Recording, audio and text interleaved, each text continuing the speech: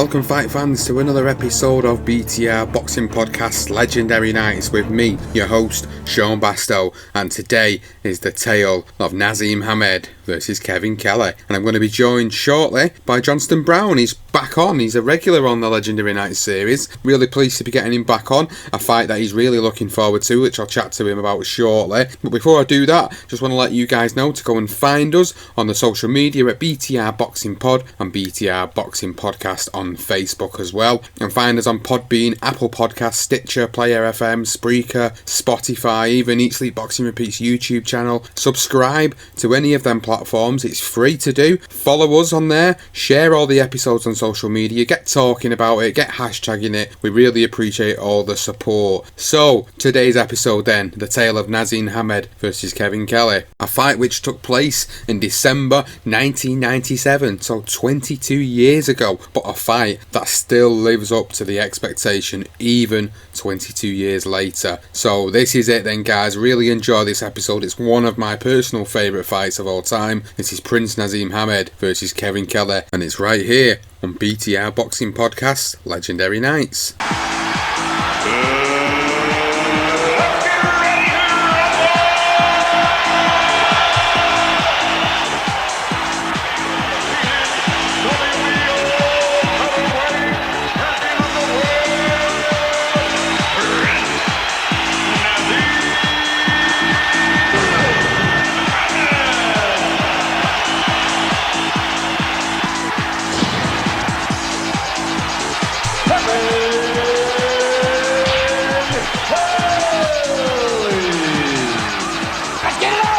So we got Johnston Brown back on the podcast, the Legendary Night series. And Johnston, it's great to get you back on. Thanks for coming on. No problem, mate. It's lovely to be back on, mate. Really appreciate you inviting me back on for the second time. Well, it's great the fact that this poll that you did that got this fight out of it was you. It was all you. You decided to put this poll out for us, and then you get the last minute switch of Macklin Moore and decide to put Hamed and Kelley in, and Hamed and Kelley wins, and then we get this great episode. Yeah. Really pleased.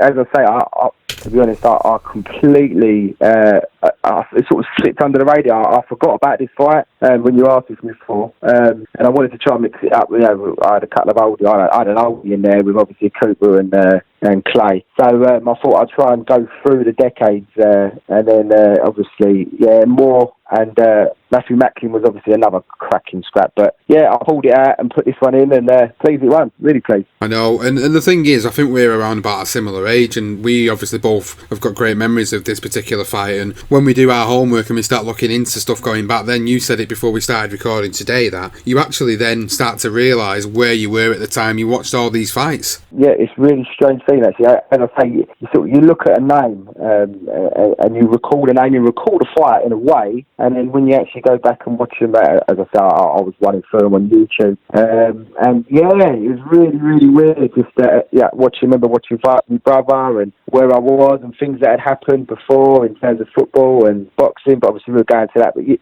was fascinating, isn't it? Really, it was a great ride, especially sort of running through Naz's career. It was a fan. Although I wasn't the biggest fan, but you know, as time goes by, you realise just how good he was, and especially re-watching this footage, it was absolutely brilliant fight to watch. Yeah, it was an unbelievable fighter to watch, and one of my early favourites when I was growing up watching boxing, and it's a really great episode to be covering, especially this particular fight, because this, you know, we'll be talking about it shortly. This was the fight that brought him onto the American stage, and the American audiences really got to see the talented guy that he was. And as always, we'll cover this episode in the same fashion we do with all the Legendary Nights episodes. So we're going to talk about that career of both of the men leading up to the fights, and then we're going to go talk about the actual build up to the fight, and as always, the fight itself. So first of all then, we've both done our homework, we've both had a sit down and looked at the careers and gone back and, you know, realised that there were some real great moments in there for both of them in the lead up to this particular fight. And starting with Kevin Kelley then, I think I was saying this to you earlier, that at the time I watched this fight and the build up to the fight, I remember Sky doing a pretty good job of making Kevin Kelley out to be this dangerous fighter, this machine of a man that was going to come and stop Naseem Hamed and dethrone Naseem Hamed's career, and it made me really believe that this was really going to be a tough fight, because before this fight we'd not really seen anyone that had given Hamed any trouble. He was just so confident, cocky and brash that you're thinking no one's going to beat this guy. So Kevin Kelley then, early memories of him, what were your thoughts on him when you were first presented with him? Exactly the same as you, Sean. I remember him coming to the to the ring, to the apron for after the fight just before he fought Naz, and that was the first time at the time I'd actually seen Kevin Kelley. And then I remember some of the old footage that they were showing. The one fight in particular was the Derek Gainer fight, and obviously the fight just before the Naz fight was the Orlando Fernandez fight, which was a wonderful left hand KO. He was up on the scorecards, but it was a beautiful shot. And then just before that, he had as I said, the fight with Derek Gainer. Again, knocked the guy down 3 times. So you could see where they were getting this footage on Kevin Kelley to make him up to be this, this hard-hitting featherweight. And to be fair, he was probably one of the best featherweights around at the time. So they done a great job, as you say. And that was the only footage I'd seen of Kevin. But again, good fight. It wasn't as unorthodox as Hamed, but very good in terms of his technique. He was very orthodox, and he was, although a southpaw as well. But great. As you said, they've done a great job of promoting him, and he didn't disappoint. Let's be honest. No, he really didn't. And talking a little bit more about Kevin Kelley's career, then, for a brief overview of it, he first became a world champion. He first announced himself on the American stage in 1993 when he picked up the WBC featherweight title via a unanimous decision against Gregorio Vargas. So that was when he came about, and that was when Hamed was really just sort of starting out in his own career and starting to build his own record. So over in America, we've got Kevin Kelley, WBC featherweight champion, working his way through, opponents, knocking them out. 94 was another great year for him. He picked up 3 stoppage wins in that particular year. But then 95, he loses to Alejandro Gonzalez, loses his featherweight title, and then he comes back as another TKO win against Ricardo Rivera, and then he has 2 draws. So then you start to feel like, when you look back on it, you think, actually, is he starting to sort of slide a little bit? Because at this point he'd had about 40 odd fights at this point as well. So you start to think, is he going to be this great guy? But then, as you were rightly pointing out earlier, he moves into 1996, and that's when he really starts to become this fighter that they presented him as on Sky. He started to pick up these knockout victories and these great wins over the likes of Derek Gainer and Edwin Santana and people of that nature. So for me, he was the right opponent for Naz at that time. He was a great fighter. He's a former world champion. He was ranked 3rd in the WBO rankings, and this was the perfect fight for him. Yeah, just picked up the minor version, the WBU featherweight title against Clarence Adams. Again, not looking too great. And then Derek Gainer fight, was a much taller guy, and he was trying to fight on the outside, and Kelley was obviously trying to get on and trying to get in the inside and trying to throw that right hand, and his eye actually was really badly swollen in the Derek Gainer fight. If you ever recall, if anyone's listening, to go back on YouTube and actually watch the Derek Gainer fight against Kevin Kelley, it's a really good 8-rounder, and Kelley knocked Gainer down 3 times, and the 3rd time inevitably being the end. But he was behind on the scorecards. His eye was slightly, well, I say slightly, it was really bad. The left eye was almost closed over, so he was sort of getting jabbed at will, and he connected. I think it was with a right hand, and he really took Gainer out in the 8th. Yeah, brilliant. I mean, from there, and then obviously the Orlando Fernandez. If anyone wants to go and see a great knockout, Fernandez had never been knocked out before. Well, he had been stopped just before that, I believe, against, I think it was Antonio Barrera, but it was a TKO, whereas the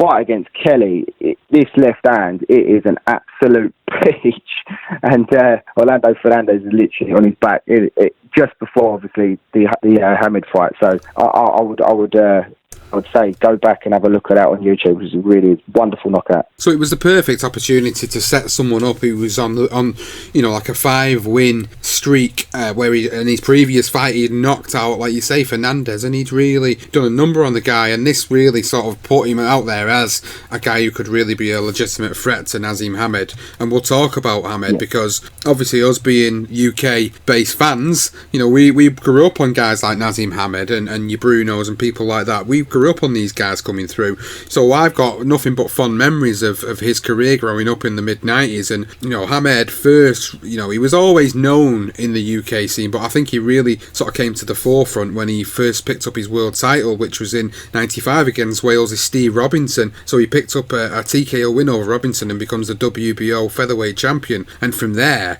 it was just a string of fantastic TKO victories. And the two notable ones in the lead up to this fight for me were the ones against Tom Boom Boom Johnson, where he also picked up the IBF featherweight title, and then the one against Billy Hardy, that sticks out in my memory like a sore thumb, because I remember how much Billy Hardy was giving it the big talk in the build up to it. I do remember the build up to that as well. Yeah, he was.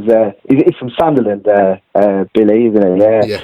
Yeah, he was giving it the big. And to be honest, even when I see it, when the fight was announced, obviously it was on pay-per-view, I was a little bit sceptical. But I do recall that, I'm sure it was this fight where Naz actually said that he would knock him out in the first round, and boy did he deliver. He came out like a shot and absolutely nailed poor Hardy. It was a brutal finish, really, but he predicted the first round KO, so credit to him. But with it being on pay-per-view, I don't think the viewers were too best pleased with it. But what can you? That was Naz, wasn't it? I mean, what featherweight? And that was the one thing that struck with me with Hamed, was I'd never in my life seen a guy under sort of 147 with this knockout punch power at featherweight. Unbelievable. Although I wasn't the biggest fan of Hamed, I didn't quite like his cockiness, and I probably went into most of his fights eager for the other guy to sort of chill him. But his reflexes and it was phenomenal to watch, really, especially when I'm recalling all of this stuff now for this fight. His legs, I mean, for a featherweight, he had these massive legs, didn't he? And that was where the power comes from. So a fantastic finish against Hardy. Yeah, it was a great, like I say, it was a great night. I just remember the build up to it more than anything for that particular fight. How much Billy Hardy was talking about how he was going to be the first man to stop Hamed, and it was going to be a great night. And I always refer to this night because on this same night, just touching on another great fight that was on there, you had the likes of Robin Reed against Henry Wharton and Ronald Winky Wright against Steve Foster. So I remember them that night particular for them fights on that particular card. But then we move forward and just touching on where he goes from there, and he's obviously at this point seemingly unstoppable. He picks up 2 more stoppage wins, and the most notable one obviously against Jose Badillo, which was where we get the big build up for the Kevin Kelley fight, and we get the great event of him being ringside and the ringside interview. That was the start of a great build up for this particular fight for me. I'm so happy that I'm going to get the fight, because I reckon Frank Warren's the best promoter in the world. He always does his job. He pulls out the opponents. I take him out. What can I say? It's my 8th defense tonight. I ain't getting beat, basically. And Kevin Kelley's here tonight, and he's seen the skill of the Prince and the strength and the ability and the accuracy and the speed. Oh gosh, I'm the best in the world. And I just say, he's right in front of me, and I can honestly tell him that I'm gonna knock him spark out. I'm gonna knock his spark out. What are you gonna say to that, Kevin? Relax, baby. You relax. You gonna get knocked out Let me tell you. in your hometown. Naj, you had a great performance. New York. You're nice and hyped. Madison excited, Square Garden. But I'm the real deal. I can't wait to beat you up. I'm the real deal. I'm looking can't you in the face, and I'll tell you the face. Go on. Look I'm at me going to now. smoke your boots. We'll see. Because I am the best featherweight in the world. We will see. So I'll take you out like the rest. I have one thing to say. You can give it all the People hype, at Sheffield because I know the have been respect great. is there. You can give it all the hype in the world, and I can. Yo. But we know the best featherweight in the world is. And I'm looking you in your eyes. This and I'm is telling your you, I'm house. not. Just tell us what you seriously think about this fellow as a fighter, because everybody's saying this is the best featherweight in the world. New York accent. Tell him. Well, I feel like this. Calm down. I feel like this. I came to England before. I watched Niles fight one time before Tom Johnson. I said they would beat Tom Johnson because the styles make fights. I feel like this. He's a good fighter. He feels he's a good fighter. Hey, if he didn't think he was a good fighter, he could not do the job. I feel I'm the best fighter. He feels he's the best fighter. I was about to say, let's party. I'm a party crasher. I'm going to let down to crash this party. Yeah. Kevin Kelley had actually gone to the was it the Tom Johnston? It was a Tom Johnston fight. He had gone to that previously. Obviously, Tom Johnston was a long-time IBF champion, and Hamed dealt with him, stunned him, staggered him for about round 3, and actually got caught himself, funny enough, right at the end of one of the rounds where he actually dipped his legs. That was the first time I'd ever seen Naz in a bit of trouble. Right? He went back to his corner, he was just literally right on the belt, so obviously nothing come of it, and he finished Tom wonderfully, Tom Johnston, Boom Johnson. And then obviously went on the Badillo fight where Kelley did show up. I think he was in Farbro's back, if I recall from the interview. And for me, the Jose Badillo fight was actually, I think Hamed's one of Hamed's best performances. I'd class that as one of his performances at Sheffield, where he stopped him in the 7th. But yeah, Kevin Kelley come on and he ended up joining the interview, and yeah, it was great, wasn't it? The old, what did he say to him? I'm going to smoke your boots, didn't he, Kelley? Kelley was saying to him, I'm going to smoke your boots, and then Hamed was just basically sat right in his face next to him. He's like, I'm going to knock you out. And it was just wonderful to watch the way he just self-promoted, and the way he would chat so much that like you said earlier, you wasn't really a big fan of him, and that's because of this type of stuff, because he was so cocky, so arrogant, but he always backed it up, and that was the big thing about him. That's what I loved, that the fact that he could go out there and antagonise his opponents before he'd even got in the ring with them,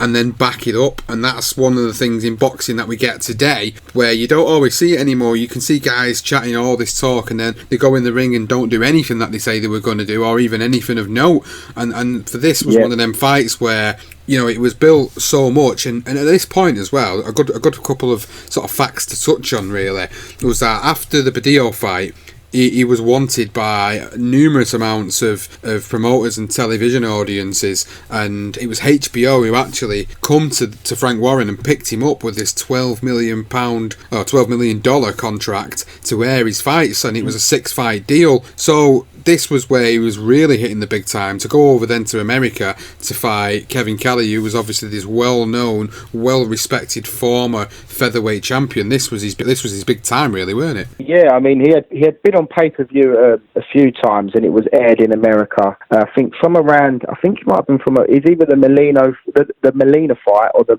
Medina fight.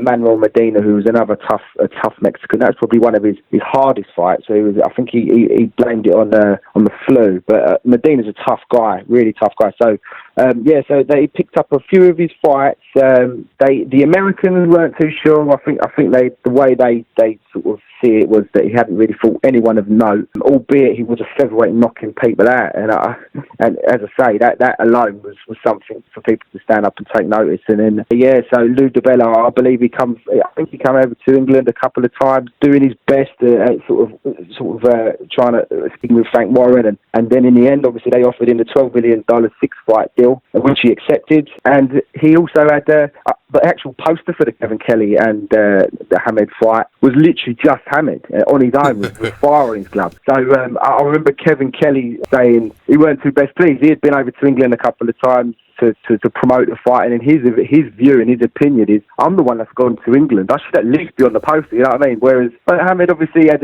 signed this massive mega deal, so yeah, he was the main guy, and he was on a massive billboard in Times Square, wasn't he? As well. So yeah, bless Kelley, really, to be fair to him. He probably deserved a little bit more respect than he got, but you know, what can you say? Hamed, he was the poster boy, wasn't he? Well, Hamed, he just makes me laugh, because like we were talking about them quotes earlier, and one of the quotes I've got in front of me here is brilliant, and he pissed Kelley off so much in the build-up to the fight. He basically turns round to Kevin Kelley and said, you know, I could have brought Kevin Kelley to my own backyard and beat him up, but I didn't want to do that. I wanted to come to his own backyard and bring him down in front of his own crowd. And Kevin Kelley's response was, the first round, I'm going straight for that mouth. I've been saving everything for the bell. Yeah, that's right. And he also said, Hamed said he'd give him a full-time job afterwards, filling his posters up if he wants. He hits them, they get up. When I hit them, they unconscious. There's a big difference between my punching power and my rockets compared to his rockets. He got missiles. I got nitrogen bombs. When I hit him in the first round, the first round, he's gonna feel sorry that he ever thought about the third round. Fuck you up in the cameras. He gonna feel it. I'm telling you, knock me out. Nobody can knock me out. Nobody has ever knocked me out. And you're not the first to gonna try to do it and said they're gonna do it. When I hit you, this bottle, that's how you're gonna fall. I'm the hardest puncher you ever been in the ring with. You're not the hardest puncher featherweight. I got news for you. I am. I got more knockouts than you got fights. And when I hit you with the first punch, you're gonna know what the time it is. I know you switch lefty, switch righty and all that. So do I. I got the dipsy doodle too. I do all that. Listen, if you were that quality of a fighter, then everybody will snap you up. But you ain't got anything. Yo, I've been the black The sheep. simple reason, Marvin Haggerson. you ain't Prince. I am the black sheep. You ain't Prince Naseem. And after this fight, listen, I'm gonna like trying to create a nice job for you, putting my posters up with HBO. Believe me, after this fight, right, you'll have a full-time job. Forget about boxing. All you have to do is go to Lou DiBella. He'll give you a nice job. Put it promoting my ass in Times Square every time I come here. I tell you what. Put me up. I'm not even gonna give you a job.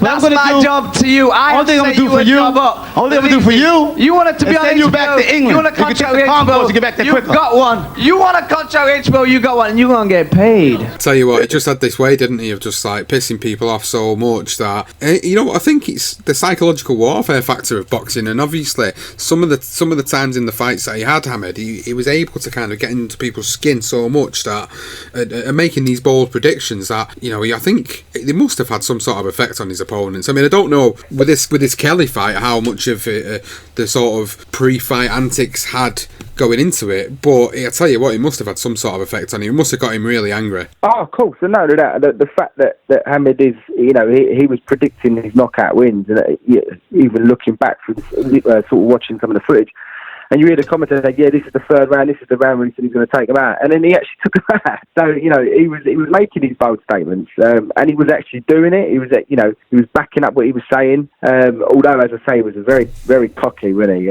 But to be fair to the guy, I mean, people would, especially like the diehard Hamed fans, would always probably would sort of compare him to Ali, where Ali was the guy that would do that, the trash talking, and I'd say, I'm going to finish you off in round 8 and whatever. But to be fair, Hamed did it. So credit to the guy, and he was fantastic. I mean, as I say, I wasn't a fan. As I've watched back and I've got older and sort of time passes, you start to realise just how great he was, really, and how entertaining he was, not just in the ring, but obviously the entrances was a big thing for him, wasn't it? Yeah. I think most of his entrances actually lasted longer than his fights.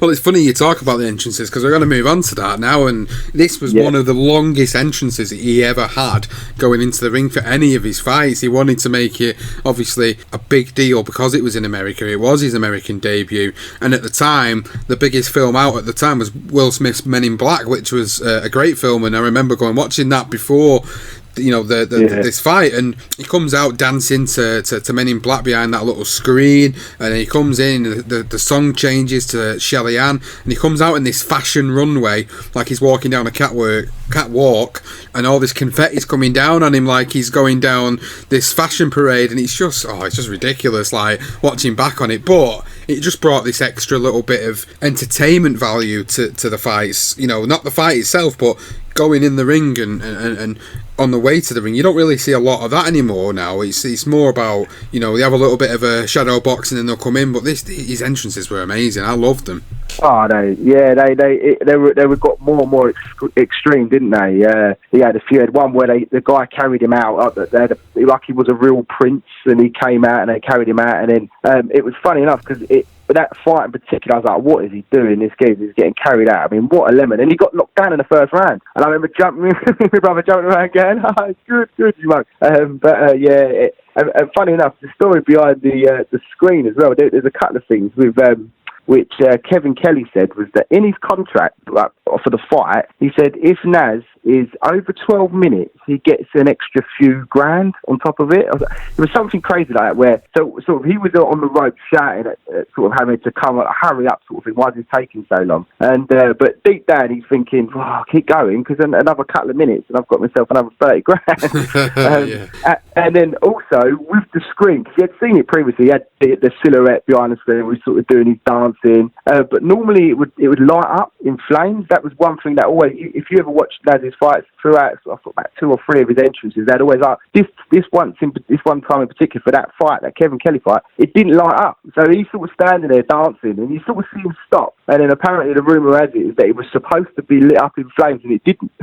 So he ended up sort of bursting out of it. So it's quite funny. Well, there you go. A bit of fun facts for you there, guys that are listening. That's actually something I didn't know as well. So quite enlightening to hear that you don't even think about these things at the time. You just kind of like think, oh, okay, he's just doing something a little bit different tonight. So we get ready to see Prince Naseem come into the ring. Larry Merchant, among the many questions, how do we know if he's for real? How do we specifically know if he can take a punch from a legitimate hard puncher in this division like Kevin Kelley? We don't know, Jim, and that's why we're here. Yeah, he comes into the ring, then gets his trademark flip over the ropes, and then obviously we get the introductions and the fight begins. And oh man, this is up there, like with some of the best fights, action wise you've ever seen. And I can't fathom like how good this was going to be at the time. I thought, watching back at the time, this is going to be a very tentative fight. It's going to be a fight that's probably going to go the distance, and then we get the first round, and my god, Hamed is a puzzle that Kelley is unable to solve, but down goes the Prince on Kelley's first serious landed punch. I think it's the first round. I think Naz is down, and I think that is the only one. He got knocked down where his hands touched. I think he's going in sort of lunging in as he would do. He'd lead with his uppercut, and he sort of lunges in like he had sort of normally. And his accuracy was always devastating. He had fantastic accuracy, and the way he could sort of change trajectory of his shots, where he'd look like he's throwing a jab and then he'd turn into an uppercut. I'd never seen nothing like that. I mean, stuff he's doing. He's gone to do that, and then Kelley's caught him as he's on his way back, on his way out, as when he used to sort of bend his head back, and he's just caught him on the chin, and he's gone down, and it looked like one of the hardest knockdowns probably Hamed had. But that was the first round. We had been down, so it was a 10-8 round in Kelley's favour for the first round. That's it. I remember now. So he steps back and sort of throws a bit of a lunging right hook, and that lunging right hook was what caught Hamed, and Hamed wasn't expecting it, and that's what sort of dropped him back. And all of a sudden, like you were saying, people were thinking, "What the hell? This wasn't expected." But Hamed was always known for going in sort of lunging. He could always get away with it against different opponents. But Kevin Kelley had obviously done his work, and he just threw that sort of lunging counter right, and Hamed had dropped. And yeah, that's it. I remember obviously that being a big shocking moment of the fight, where people are starting to think, oh shit, this is where we could see this guy dethroned. Especially with HBO, I mean, Lou DiBella sitting in the front row, he's probably thinking, what on earth is going on? We've just give this guy $12 million, he's going to get knocked out on us.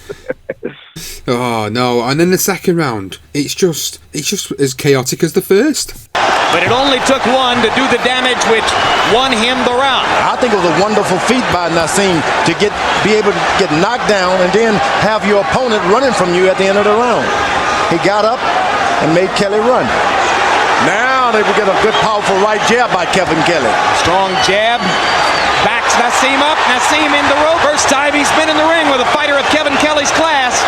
The wonderful thing coming into tonight was you knew that anything could happen.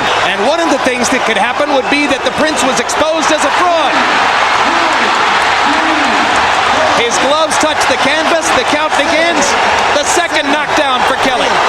So one knockdown in each round now for Kevin Kelley. Yeah, I think the last knockdown was fluke. Kelley was down. I thought that was a knockdown that Kelley should have been scored for a knockdown. Angie Esteves waved it off and ruled it a slip. So it does not count as a knockdown against Kelley. Hamed's been down twice. The knockdown, the apparent knockdown of Kelley ruled a slip. Hard right hand inside by Kelley. The Prince has not seen this kind of power before.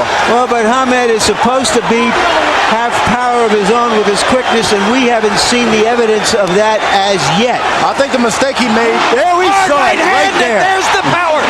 There's the power you were talking about. And Kelley is stunned. And Hamed nods to him. Now we're in a fight. Yeah, it really is. Yeah, Naz down again. He gets caught again. It's it's funny because he doesn't really get caught as hard this time. But from sort of recapping some of the other fights, I think the one guy was Manuel Medina. When he was the first one to sort of counter that. He always had his chin up, Naz. As you say, he sort of throw that looping shot, which was always accurate. It was a great punch, and it sort of bewildered all of his opponents. And Medina sort of just countered it, but he was never able to catch him enough. And obviously with Johnston, talking about Kelley, he's caught him again. As he sort of flexes his back, trying to avoid the shot. And this, as again, with Kelley, he's got a bit more power in his hands, and so he's obviously looked at that fight in particular. And I remember a few others. I think Tom Johnston sort of done a similar thing, and yeah, he was down again. This time it was just a touch, though. I think, if I remember rightly, it was a touch from Naz. It wasn't that bad. He was saying, "I'm all right," and obviously he went on to Kelley and put him down in second as well. It was ridiculous. Like, I remember again, he caught Naz. It's like a bit of a grazing sort of left hook around the top of the head, and obviously it made Hamed sort of touch down again, being a little bit off balance. I think at the time when he got caught with that shot, he got up and obviously took a standing 8 count, and then I think Kelley felt like he'd smelt blood at this point because he started to swarm him. He weren't giving him a chance. He was just trying to get in there really close. He was trying to get that knockdown, but then he started to swing really wild and really unorthodox shots being thrown from Kelley at this point, and obviously Hamed trying to get out of the way using his reflexes. He sidestepped Kelley at one point where Kelley had actually missed completely and fell to the canvas. Yeah, and he knew he caught him as well, Kelley, because he sort of went down on his back and he looked up, and if you actually see the footage, he's got a little smile on his face, and he gives him a nod as if to say, yeah, you've caught me, okay, let's go then, this is on, sort of thing. Yeah, it's brilliant. So we get to the third round then, and they both start off a little bit more tentatively in the third, and it's just one of them fights where you think it's going to explode at any time. So we'd had knockdowns that had happened in the first 2 rounds, and then all of a sudden the third round starts to quieten down a little bit. They're both very cautious, both being very tentative, and then when it kicked off again, we get to the fourth, and it's the fourth round, which is obviously the final round of the fight, and it's another great round, isn't it? It's just hooks thrown left, right, and centre, and both of them just going at it to try and finish each other off. Naseem lands a couple power punches. Kevin Kelley lands a hard left hand. Kelley misses with the right and misses wildly with the right, but Naseem not in a position to counter either time. Hard left hand up top by Prince Naseem Hamed. Seems that Kevin Kelley is getting the best of the counterpunching. You would expect They trade in short bursts and flurries. Naseem landing more accurately in this round than has been the case before, but taking some leather in return. Down goes Kelley on 2 hard left hands. Now they're even. Both fighters down twice in the fight. Ooh, a good blistering right hand by Hamed. Kelley a little slow to respond here. You got to be careful mixing up with Kelley because he can fight. And that's going to be ruled a knockdown as Naseem's glove grazed the canvas. So there's the count for that. Third knockdown of Hamed by Kelley, and the Naseem advocates in the crowd boo that. Hard left hand by Kelley, and a right hand shot. Keeping right hand by the Prince. Ooh. And a hard left, and Kelley's down for the third time. Whoa! 6, 7, 8, 9. He's got a half a minute, and he is definitely hurt. He's and the for real. fight is over. He's for real. The Prince is for real. Punching power, George. It's almost like De La Hoya. You don't know where they get the power from. What we just saw was the Hagler Hearns of featherweight fighting. Yeah, and I believe was it Larry Merchant that called it the Hagler Hearns of the featherweights. And I think you can't be any more accurate than that statement. That was exactly what it was like. And again in the fourth, it was a silly shot, really. It was sort of like Hamed threw the right hand again, and he's left his chin out, which he does. And obviously Kelley's caught him again. He's done his own work on the guy. He's done really well, to be fair. Every time because he always had that chin up, he always made sure he caught him on the counter, and he touched. Again, it was a silly one, and he's touched the canvas, but he was fine. But then just before sort of Kelley does go down for the second time, there was another incident where Hamed sort of catches him, and I think the referee calls it a slip, and he was interested. As I watched it a few times, and it does look like he touches him. So to be fair, the referee probably missed one there, and I think that could have also been counted as another knockdown. Yeah, no, I definitely agree. It was just one of them rounds where, like, when Merchant said it was a haggle of herds of the featherweight division, that particular round 4 was definitely right, because you had obviously Kelley putting Hamed on his backside, making him touch the canvas, and then obviously Hamed came back and responded and started throwing these sort of counter shots in. I think it was a counter left that he got, and he made Kelley come down, because Kelley, like I said earlier, Kelley was swinging wildly at this point, so he was leaving himself really open, but Hamed was also standardly leaving his chin open, so when they were both catching each other with great counter shots, I think eventually it got to that point where he'd obviously dropped Naseem Hamed had dropped Kevin Kelley, got the standing 8 count. Kelley started to look like he was going to come back into the fight. He started to drive Hamed back, but then Hamed again with the counter left it was, that sent Kelley down for the 3rd time, and then big left, wasn't it? Yeah, it was a huge left. I mean, if you go back and watch the fight, for people that are obviously listening to this episode, you'll see when he catches him that left, he's just all over there, and as much as Kelley was a warrior and he tried to get back up, he struggled at this point. He couldn't get up. He tried to get back to his feet. Referee managed to get to the count of 10, and Hamed gets the knockout victory at 2 minutes and 27 of the 4th round. Yeah, it was very close actually. At one point, because obviously he had knocked Kelley down, and he had touched down himself in between the 2 knockdowns, and you could see Hamed's face. He's like, wanted the referee to get away. Stop the count. I'm all right. I'm fine. I've touched down, but he could sort of sense the blood, and he went for the kill. And again, it just comes from that. I used to think, how on earth does this guy get power on his shots? And it was, if anyone sort of watches, who's going to go back and recap on sort of what Hamed, look at his legs, and you look at the other guy's legs. Every shot come from there, and it would sort of, as he would lunge, as I say, it would look like it might be a loop in right, or it'd switch as well. He'd be orthodox, and it is switch. Although he was a southpaw, he could fight comfortably either side, and it baffled every opponent, and they could never really work out where the shots are coming from. And with his hands so low, it was so difficult to read. And that one particular, that left shot that put Kelley down was a wonderful shot. It was 2 lefts for the first, and then the second time it was a big left, and yeah, lights out, great finish. Yeah, it was a fantastic finish to the fight, and I tell you what, at that point you knew you'd seen one of the best fights of the modern era after seeing that fight. Yeah. And a fight that really, when you look back on it, people were sitting there and obviously criticising Hamed for what was one of arguably people are saying that this was one of his worst performances as a fighter. Yeah, a lot of people.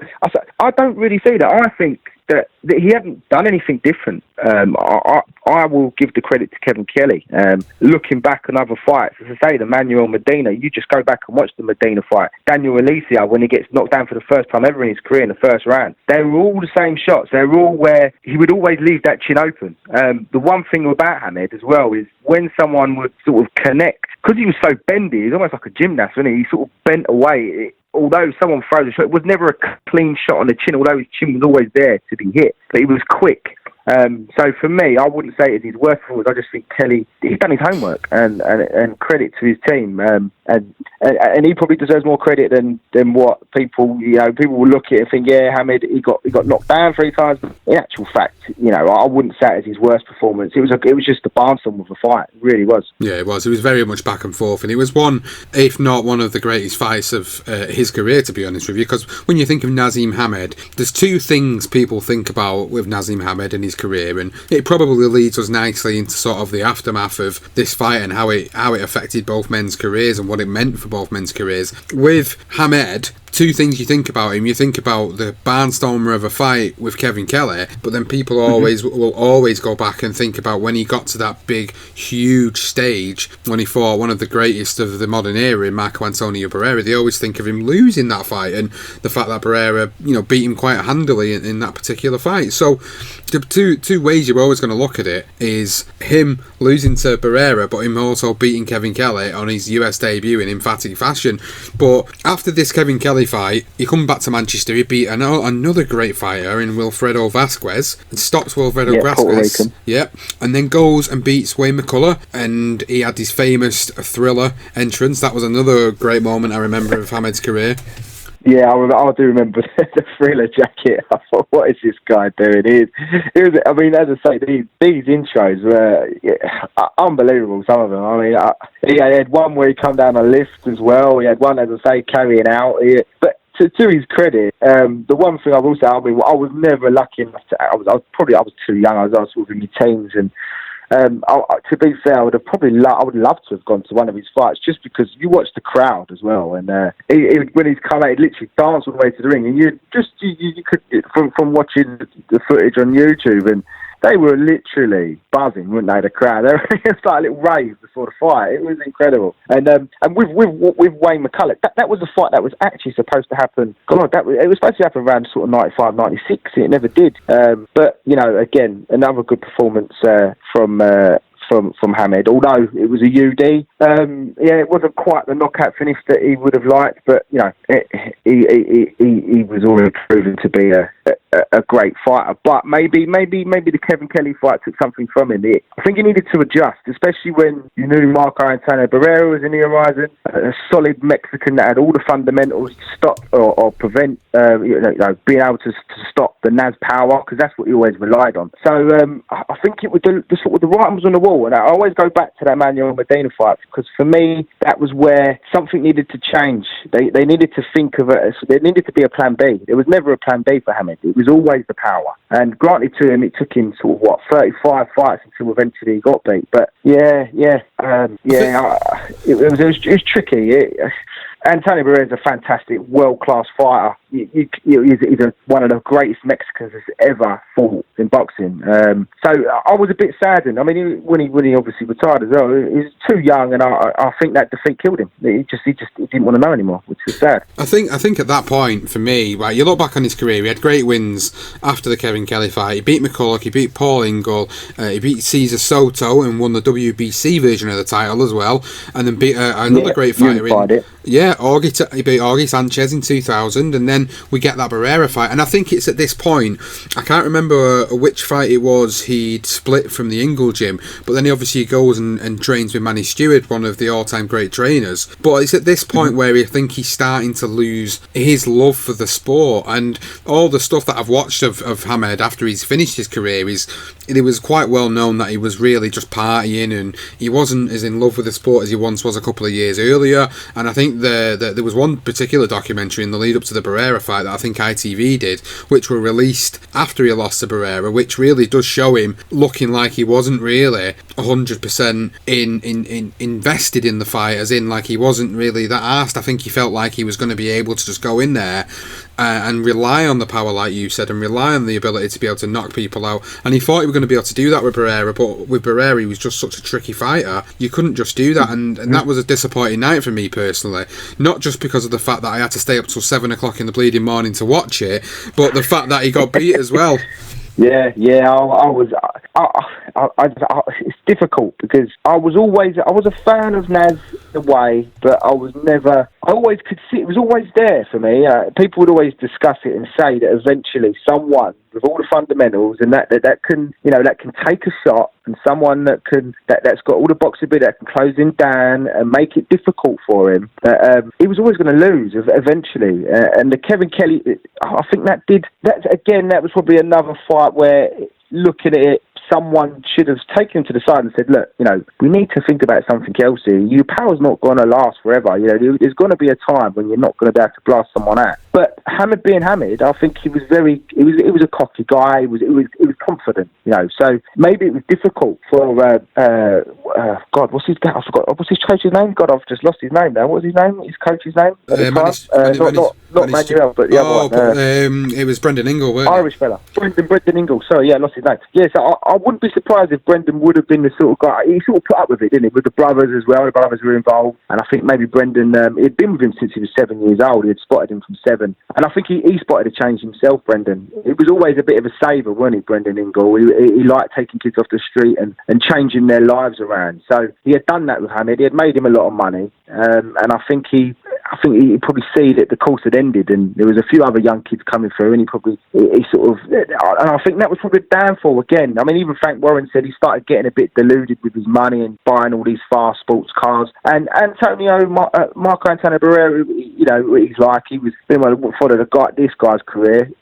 He was a fantastic fighter, and I could just see he was going to lose. I don't know. I had this feeling that I didn't stay up to watch it like you did, Sean. To be fair, if I remember rightly, I'd gone out. It was sort of I didn't fancy. I just fancied Barrera to win it, and he did. I think I recapped on it probably a week later, to be honest. But yeah, a bit of a sad one though for Hamed, where he was 28 when he retired. So yeah, as you say, he'd lost something, and it's a shame because I still think he could have done something in the division. You know, with Eric Morales still around at the time as well, so it could have been really interesting between them three. I know, and I wish he would have stuck around. And it's funny because it's quite weird in the fact that when you think about Hamed's career ending so soon, go on to Kevin Kelley's career, and he carried on until 2009, and he actually fought again for a world title, an interim world title against Eric Morales in 2000.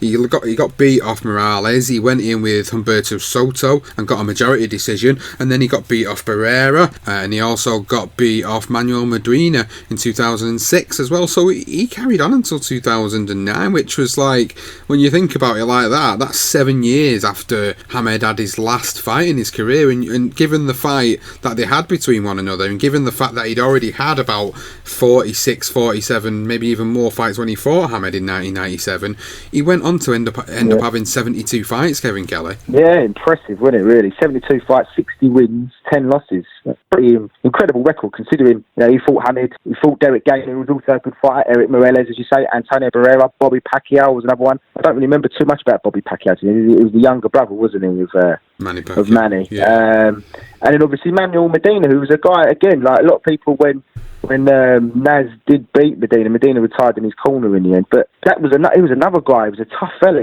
tough Mexican. And in the end, I think he lost his last 4 out of 6, and I think he actually realised it's probably time to call it a day. But 10 losses, and he lost those last 4 he lost 4 in his last 6. So it just shows you how good Kevin Kelley was. Yeah, definitely. I think he's a fighter that people forget about in terms of what he did over the course of the 1990s and where he was and where he was able to get to, and the fact that he was WBC champion at one point. You've got to think about that, how highly regarded that title is in this day and age, 20 years on, and it's probably the belt what everybody wants in the division. So he was that champion. He was able to have that belt and hold that belt and be in competitive fights with some of the greatest featherweights that we've ever seen. So yeah, he had a fantastic career, and this is probably his greatest fight that he was involved in. Although he wasn't on the winning side, he was involved in a fight that will be remembered for the ages. That's why people like me and you have started doing podcasts about it, because this is a fight that people remember for it's an absolute war of attrition in the ring at the time, and I've got nothing but fantastic memories of this fight. And it's one that, no matter how bored you get one night, it's a fight that you can sit on YouTube and watch, and you can watch it and you can just be in awe of these two guys just going at it for 4 rounds and giving us one of the best fights we've ever seen. Yeah, it really was a great fight. As I say, the knockdowns was brilliant. I think Larry Merchant sums it up perfectly when he calls it the Hagler-Hearns of the featherweights. I think that's spot on, especially that 4th round. I mean, we were going back to Kelley as well. I mean, there wasn't really a featherweight in America that had I think he had like $500,000 from that fight. So there wasn't really that big name feather. They wouldn't really put him on they'd put him on the undercard. They would never, it'd be undercard of Winky Wright or Roy Jones Jr. or something like that. It was never a lead, and for, a featherweight at that time to be headlining was a big thing. And I think someone even mentioned that the last person had actually done, I think it was someone just before this particular guy, but Salvador Sanchez. He was the last one, and that was in the 80s. So quite similar as well, Salvador Sanchez to Hamed, where they love the sports cars, and obviously Salvador, he unfortunately died in a car crash at one of his sports cars, and And sort of leading on after that with Hamed, it was sort of was it 2002, 2003 when he had a car accident as well, didn't he? He actually he paralysed someone, I think, or he put someone in a coma. So yeah, it's interesting. Just interesting, the similarities. Couple of interesting facts about this particular fight then, which we can touch on here, is guaranteed fight purses for both men. Naseem Hamed, $2 million for this fight, and Kevin Kelley was $500,000 for this fight. So you could see the significant value in what had been placed on Hamed's head at the time. 28-year-old undefeated, not 28-year-old, he was 28 fights in, undefeated, gets $2 million, which is obviously probably equates to about 7 or 8 in this day and age, maybe more. And Hamed got $500,000. It also, in terms of what it did, he got I think it was 2.5 million viewers on HBO, and it got a rating of 10.1 among HBO's 25 million subscribers, which was actually a little bit more than what the average boxing rating was, which was 8.5. And obviously for us, we had it on Sky Box Office over here, so it was a fight that everybody wanted to see. And this was before really boxing had its sort of real boom in terms of the fight between the networks for it, because they weren't your BT Sports around at the time. You only really had like your ITVs picking up the boxing, and obviously Sky picking up the boxing for certain fights. So this was a huge deal for us as UK fans. Oh, massively, yeah. As you say, 2.5 billion. I mean, Wilder can only dream of that, couldn't he, really? The other thing we actually spoke about before as well, Sean, was the guy who had his second pro fight on the undercard. Yes, and Mr. Richard Hatton, a.k.a. Ricky Hatton, Manchester's own Ricky Hatton, made his second pro fight on this particular card, which was,